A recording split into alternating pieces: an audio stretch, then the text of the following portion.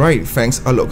I really picked up the point you mentioned. Upskilling and reskilling are really key words, key phrases, key skills that all of us and all of you would like to know more.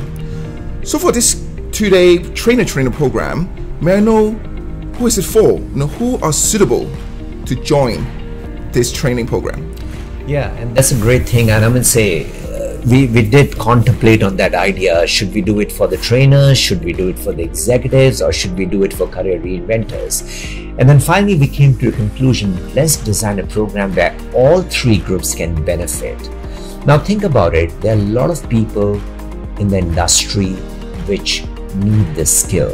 Whether you're running a simple meeting or you're presenting to a board or even managing your team, you need to facilitate. So Agreed. This is a critical skill for every executive employee today, facilitation. Totally so agree. it is for all the executives out there who want to improve their skill. That's the first bunch of people. Yeah. The second bunch of people are the ones who are existing trainers who want to sharpen their skills, whether they're working in-house in a company or they're working outside.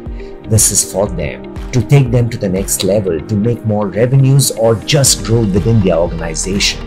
There's the second bunch of people, Benson. Right. And the third bunch of people is my favorite.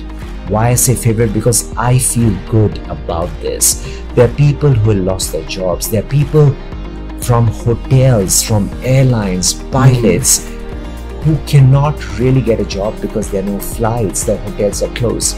Now, if you're looking to reinvent your career, if you're looking to get into another job, I think this program is for you.